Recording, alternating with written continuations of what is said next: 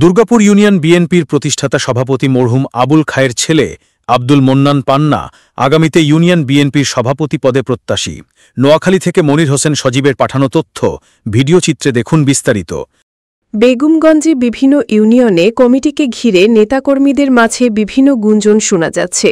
১১ নং দুর্গাপুর ইউনিয়নের সাবেক চেয়ারম্যান ও দুর্গাপুর ইউনিয়ন বিএনপির প্রতিষ্ঠাতা সভাপতি মরহুম আবুল খায়েরের কনিষ্ঠ ছেলে আব্দুল মান্নান পান্না আগামীতে দুর্গাপুর ইউনিয়ন বিএনপির সভাপতি পদ প্রার্থী।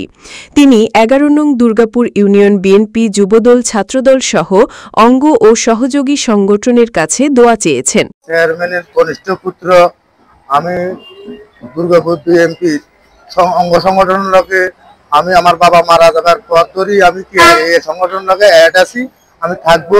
আমি ভবিষ্যতে বিএনপির সভাপতি প্রার্থী হতে চাই।